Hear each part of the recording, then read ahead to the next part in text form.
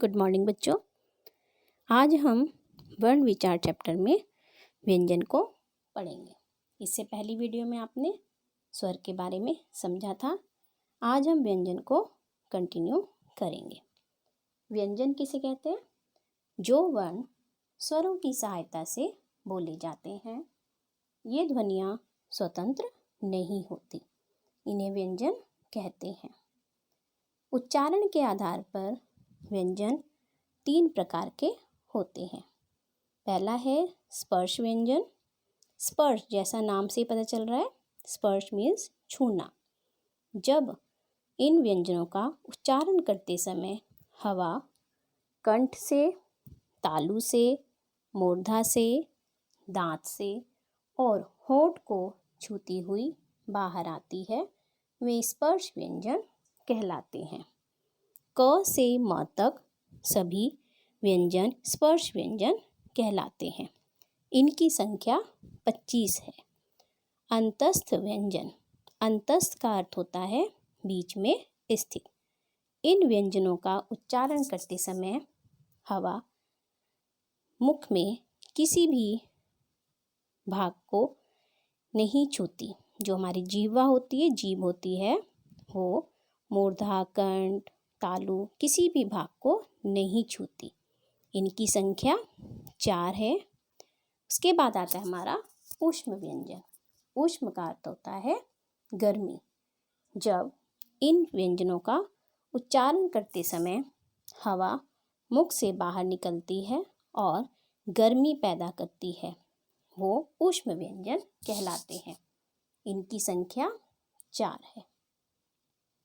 उसके बाद आता है बच्चों हमारा संयुक्त व्यंजन।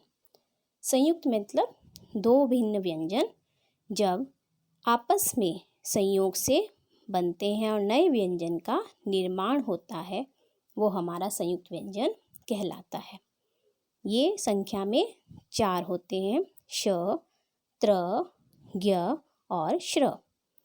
इनका व्यंजन विच्छेद करते समय श में क जमा श षटकोण प्लस अ, इनकी साउंड आती है।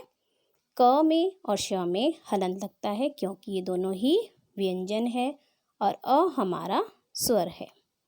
इस प्रकार अगर इनका वर्ण विच्छेद करें, पहला शब्द देखेंगे क्षमा। क्षमा में पहले श का वर्ण विच्छेद करेंगे। क जमा श जमा अ जमा म और म में आ की मात्रा लगी है तो आ स्वर लिखेंगे। क, श और म हमारे व्यंजन हैं, इसीलिए इनके नीचे हलंत का प्रयोग किया जाता है। उसके बाद आता है बच्चों हमारा द्वित्व व्यंजन। संयुक्त व्यंजन में 2 भिन्न व्यंजन आए थे, है ना बच्चों। इसमें हम पढ़ रहे हैं द्वित्व व्यंजन।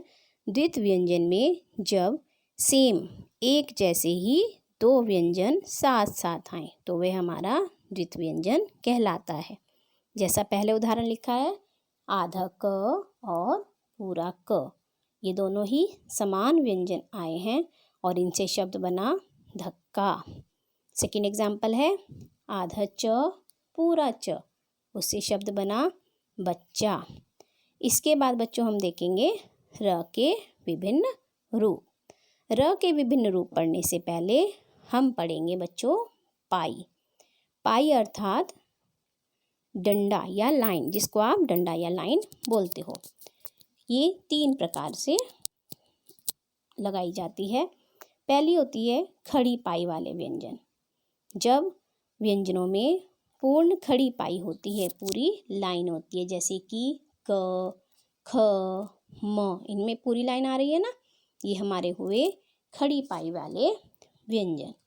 उसके बाद सेकंड हमारा आता है अर्ध पाई वाले व्यंजन।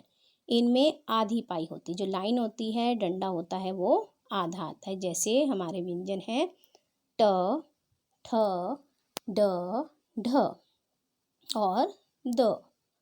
इसके बाद आते हैं हमारे बिना पाई वाले व्यंजन, जिनमें पाई होती ही नहीं है, जैसे र और छ। अब हम र के विभिन्न रूप पढ़ते हैं। तो र के 3 रूप होते हैं। र को हम 3 रूपों में प्रयोग कर सकते हैं। जब र स्वर रहित होता है, जिसमें स्वर नहीं होता। अगर हम उसको लिखें तो र में क्या होता है, हलंत लगाया, आधा र लिख रहे हैं। लेकिन जब र का हम दूसरे रूपों में प्रयोग कर रहे हैं तो र को जब स्वर रहित दिखाना होता है तो वह अपने से बाद आने वाले व्यंजन के ऊपर रेफ के रूप में लगता है। जो ऊपर वाला र लिखा है ना पहले वाले एग्जाम्पल में, वो क्या बोलते हैं, रेफ। जैसे पहला वर्ड मैंने लिखा कर्म, कर्म, र म से पहले बोल रहा है तो र म के ऊपर रेफ के रूप में लगेगा। सेकंड एग्जाम्पल देखें बच्चों, मैंने लिखा क्रम। क्या लिखा, क्रम।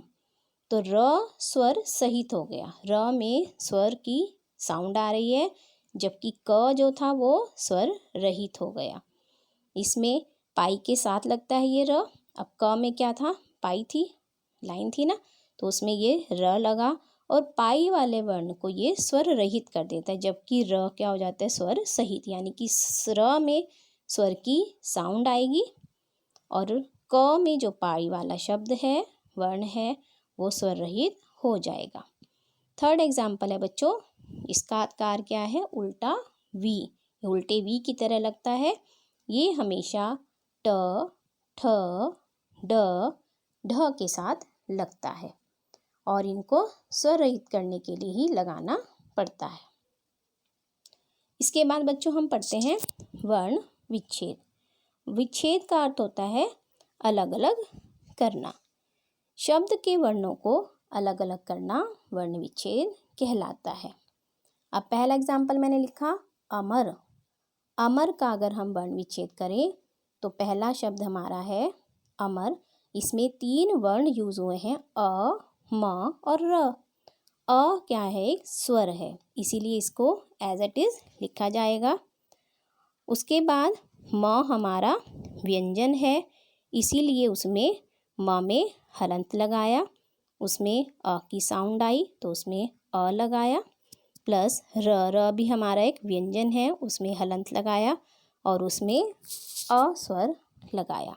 तो हमारा वर्ण विच्छेद बना अ जमा म जमा अ जमा र जमा अ, और म और र व्यंजन थे, इसीलिए उनके नीचे हलंत लगाया गया। सेकंड एग्जाम्पल है बच्चों हमारा दिवस। दिवस लिखते समय ई की मात्रा द से पहले आई, लेकिन जब हम इसका वर्ण विच्छेद करेंगे तो ई की मात्रा द के बाद दिखाई जाएगी। द जमा ई जमा व जमा अ जमा स जमा अ। द में ई की मात्रा लगी थी तो ई स्वर को लगाया गया और 3 इसमें व्यंजन थे, द, व और स। तीनों ही व्यंजनों में नीचे हलंत का प्रयोग किया गया।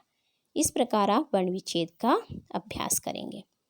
इसके बाद बच्चों हमारी बैक एक्सरसाइज आती है। इस पाठ के आधार पर आप इसको सॉल्व करने का प्रयास करें। धन्यवाद।